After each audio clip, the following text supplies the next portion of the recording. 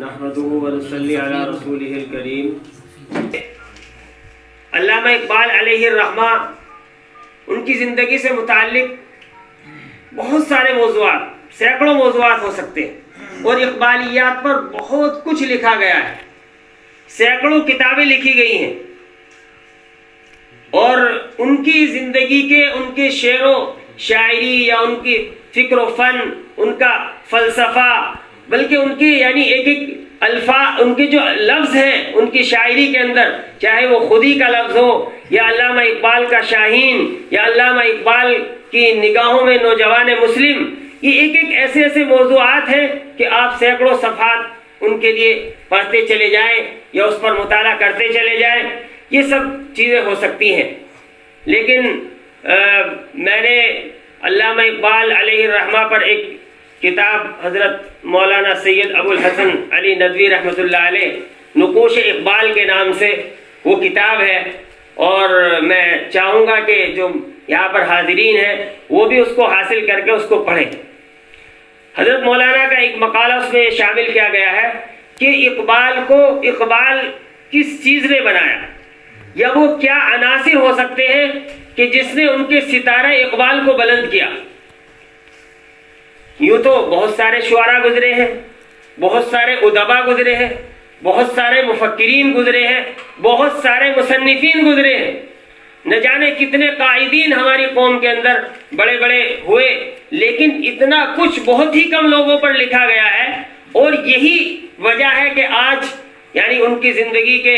1938 میں شاید ان کا انتقال ہوا ہے، اور آج ہم 2020 کے اندر بھی ان کو یاد کر رہے ہیں۔ اتنے سالوں کے بعد بھی آج ان پر سیمینارز ہو رہے ہیں، ان پر پروگرامز ہو رہے ہیں، اور ان کے لیے یعنی اتنے سارے انتظامات کیے جا رہے ہیں۔ یہ کیا وجہ ہے؟ تو حضرت مولانا علیہ الرحمہ نے جو لکھا ہے کہ 5 میں سمجھتا ہوں، انہوں نے کہا کہ 5 ایسے عناصر ان کی زندگی کے اندر ہیں جن کو ہم کہہ سکتے ہیں کہ تخلیقی عناصر، کہ جس نے ان کو اس مقام تک پہنچایا، اس منزل تک پہنچایا کہ آج ہم مجبور ہیں کہ ان کو یاد کریں، ان کے فکر و فلسفے کو پڑھیں، اور اقبالیات کا ایک موضوع جو ہے وہ ریسرچ اور تحقیق کا موضوع بن گیا۔ تو وہ فرماتے ہیں کہ سب سے پہلی چیز جو ہے وہ ہے ایمان و یقین۔ سب سے پہلی چیز ان کی زندگی کی وہ ہے ایمان و یقین، کہ اگر یہ چیز ان کے اندر نہ ہو تو پھر وہ جو ان کے کلام کے اندر جو جاذبیت ہے، جو ان کا فکر اور فلسفہ ہے، کہ وہ اس کے بغیر وہ نامکمل رہ جائے گا۔ اور انہوں نے لکھا ہے کہ میں انہی کی الفاظ میں کچھ عبارت آپ کو سنانا چاہوں گا تاکہ ہم اس کی اہمیت کو اچھی طرح سے سمجھ سکیں۔ وہ فرماتے ہیں کہ پہلا عنصر جو اقبال کو اپنے داخلی مدرسے میں داخلے کے بعد اول ہی دن حاصل ہوا وہ ان کا ایمان و یقین ہے۔ یہی ایمان، یہی یقین اقبال کا سب سے پہلا مربی اور مرشد ہے، اور یہی ان کی طاقت اور قوت اور حکمت و فراست کا منبع اور سرچشمہ ہے۔ اقبال کا وہ یقین و ایمان، لیکن اقبال کا وہ یقین و ایمان اس خشک جامد ایمان کی طرح نہیں ہے جو بے جان تصدیق یا محض جامد عقیدہ ہے، بلکہ اقبال کا یقین عقیدہ و محبت کا ایک ایسا حسین امتزاج ہے جو اس کے قلب و وجدان، اس کی عقل و فکر، اس کے ارادے و تصرف، اس کی دوستی و دشمنی، غرض کے اس کی ساری زندگی پر چھایا ہوا ہے۔ یہی وجہ ہے کہ اقبال اسلام اور اس کے پیغام کے بارے میں نہایت راسخ الایمان تھے، اور رسول اللہ صلی اللہ علیہ وآلہ وسلم کے ساتھ ان کی محبت، شغف اور ان کا اخلاص انتہا درجے کا تھا۔ اس لیے ان کے نزدیک اسلام ہی ایک ایسا زندہ جاوید دین ہے کہ اس کے بغیر انسانیت فلاح و سعادت کے بام عروج تک ہرگز نہیں پہنچ سکتی۔ اور نبی صلی اللہ علیہ وآلہ وسلم رشد و ہدایت کے آخری مینار، نبوت اور رسالت کے خاتم اور مولائے کل ہیں۔ اور فرماتے ہیں وہ دانائے سبل، ختم الرسل، مولائے کل، جس نے وہ دانائے سبل، ختم الرسل، مولائے کل، جس نے غبار رہ کو بخشا فروغ وادی سینہ۔ اور اسی لیے وہ باہر یونیورسٹیز میں رہے، لندن کے اندر، یورپ کے اندر بھی رہے، لیکن وہ کیا کہتے ہیں خیرہ نہ کر سکا مجھے جلوہ دانش فرنگ، خیرہ نہ کر سکا مجھے جلوہ دانش فرنگ، سرما ہے میری آنکھ کا خاک مدینہ و نجف۔ اور وہ لکھتے ہیں حضرت مولانا علیہ الرحمہ کہ اگر آپ تاریخ کا مطالعہ کریں تو یہ حقیقت عیاں ہو جائے گی کہ دراصل رقت انگیز شعر، عمیق فکر، روشن حکمت، بلند معنویت، نمایاں شجاعت، نادر شخصیت اور عبقریت، یعنی جس کو ہم جینیس کہتے ہیں، کا حقیقی منبع اور سرچشمہ محبت و یقین ہی ہے۔ اور تاریخ عالم میں جو کچھ بھی انسانی کمالات یا دائمی آثار و نشانات نظر آتے ہیں وہ سب کے سب اسی محبت و یقین کے مرہون منت ہیں۔ اگر کوئی شخصیت یقین و محبت کے جذبے سے خالی ہو تو پھر وہ صرف گوشت پوشت کی صورت ہے، اور پوری ملت اس سے خالی ہے تو پھر اس کی وقات بکریوں اور بھیڑوں کے گلے سے زیادہ نہیں۔ اسی طرح اگر کسی کلام میں یقین و محبت کی روح کار فرما نہیں تو پھر وہ ایک مقفع اور موضوع کلام تو ہو سکتا ہے، وہ مقفع اور موضوع کلام تو ہو سکتا ہے، لیکن ایک زندہ جاوید کلام نہیں بن سکتا۔ اسی طرح سے جو ان کے عناصر ہیں اس میں دوسری چیز قرآن مجید، حضرت مولانا علیہ الرحمہ کے نزدیک بھی، اور بلکہ میں سمجھتا ہوں کہ جہاں تک ہم نے ان کے اشعار کا مطالعہ کیا ہے اور پڑھے ہیں تو قرآن مجید یعنی جس طرح سے انہوں نے اس کو سمجھا اور اس کی فکر کو پیش کیا ہے تو بہت ہی کم لوگ اس کو سمجھ سکتے ہیں۔ حضرت یعنی انہوں نے اپنے شعر میں بھی اس کو جگہ جگہ پر ظاہر کیا ہے، تیرے ضمیر پہ جب تک نہ ہو نزول کتاب،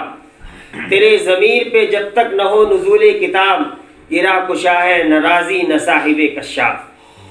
علامہ راضی رحمہ اللہ کی بہت مفصل اور بڑی مبسوط تفسیر کبیر کے نام سے مشہور ہے، اسی کی طرف اشارہ کیا ہے کہ گرا کشا ہے نہ رازی، یعنی امام راضی کی تفسیر بھی آپ پڑھ ڈالو لیکن جب تک نزول کتاب تمہارے دل پر نہ ہو تو پھر کتنی بھی کتابیں آپ پڑھ لیں۔ صاحب کشاف یہ علامہ زمخشری رحمۃ اللہ علیہ کی مشہور تفسیر ہے کشاف کے نام سے، تو اس کی طرف اشارہ کیا ہے۔ اور ان کا ایک واقعہ نقل کیا جاتا ہے کہ علامہ رحمۃ اللہ علیہ فجر کے بعد روزانہ قرآن کریم کی تلاوت کرتے تھے، تو ان کے والد آ کر ان سے پوچھتے کہ بیٹا کیا کر رہے ہو؟ تو کہتے قرآن مجید پڑھ رہا ہوں۔ پھر روزانہ یعنی کئی دن اسی طرح سے ہوا، وہ وہی سوال دہراتے اور علامہ رحمۃ اللہ علیہ وہی جواب ان کو دیتے۔ تو ایک دن انہوں نے پوچھا کہ آپ کیوں روزانہ یہ سوال کرتے ہیں اور میں وہی جواب دیتا ہوں، پھر آپ خاموشی کے ساتھ میں چلے جاتے ہیں۔ تو انہوں نے فرمایا کہ بیٹا میں یہ چاہتا ہوں کہ آپ تم اس کتاب کو اس طرح سے پڑھو کہ گویا کہ تم پر ہی یہ نازل ہو رہی ہے۔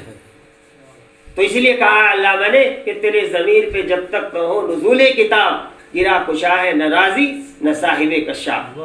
اور مولانا رحمۃ اللہ علیہ ان کے بارے میں لکھتے ہیں کہ علامہ اقبال نے اپنی پوری زندگی قرآن مجید میں غور و فکر اور تدبر اور تفکر کرتے گزاری۔ قرآن مجید پڑھتے، قرآن سوچتے، قرآن بولتے۔ قرآن مجید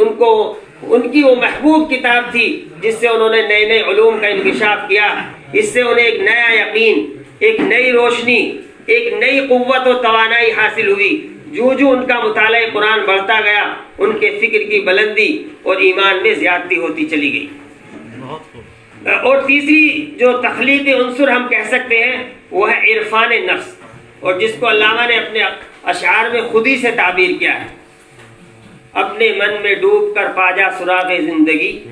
اپنے من میں ڈوب کر پا جا سراغ زندگی، تو اگر میرا نہیں بنتا نہ بن، اپنا تو بن۔ من کی دنیا، من کی دنیا، سوز و مستی جذب و شوق، من کی دنیا، من کی دنیا، سوز و مستی جذب و شوق، تن کی دنیا، تن کی دنیا، سود و سودا فکر و فن۔ اور جو چوتھا عنصر بتاتے ہیں وہ ہے آہ سحرگاہی۔ آہ سحرگاہی وہ فرماتے ہیں علامہ، عطار ہو، رومی ہو، رازی ہو، غزالی ہو، عطار ہو، رومی ہو، رازی ہو، غزالی ہو، کچھ ہاتھ نہیں آتا بے آہ سحرگاہی۔ اور چونکہ علامہ یورپ کے اندر رہے تو فرماتے ہیں کہ زمستانی ہوا میں گرچہ تھی شمشیر کی تیزی، زمستانی ہوا میں گرچہ تھی شمشیر کی تیزی، نہ چھوٹے مجھ سے لندن میں بھی آداب سحر خیزی۔ یہ علامہ رحمۃ اللہ علیہ کہ وہ تخلیقی عناصر، اور جو پانچواں جو انہوں نے لکھا ہے رومی کی، علامہ مولانا جلال الدین رومی رحمۃ اللہ علیہ کی مثنوی معنوی، کہ اس سے انہوں نے بہت فائدہ اٹھایا ہے۔ میں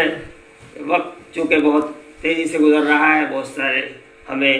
ابھی بہت سارے حضرات کو سننا ہے، میں انہی باتوں پر اپنی بات کو ختم کرنا چاہتا ہوں کہ ہم ان چیزوں کے اندر غور کریں۔ علامہ رحمۃ اللہ علیہ کو سمجھنے کے لیے، پڑھنے کے لیے ہمیں ان کے فن کو، ان کی فکر کو، ان کے فلسفے کو سمجھنا بہت ضروری ہے، اور اقبالیات پر بہت ساری کتابیں، بہت سارا مواد آپ کو مل جائے گا۔ تو ضروری یہ ہے کہ ہم ان چیزوں کو پڑھیں، اور پھر ان فکر و فلسفے کو ہم عام کرنے کی کوشش کریں، جس طرح سے انہوں نے اپنی قوم کو بیدار کرنے کی کوشش کی ہے، کہ ہم اس چیز کو اپنے اندر پیدا کریں، اپنے اداروں کے اندر، اپنے اسکولز کے اندر اور یونیورسٹیز اور کالجز کے اندر ہم ان چیزوں کا اپلائی کریں، تو پھر ہم سمجھ سکتے ہیں کہ ہاں ہم نے علامہ اقبال کا کچھ حق ادا کیا ہے۔ وآخر دعوانا الحمدللہ رب العالمین۔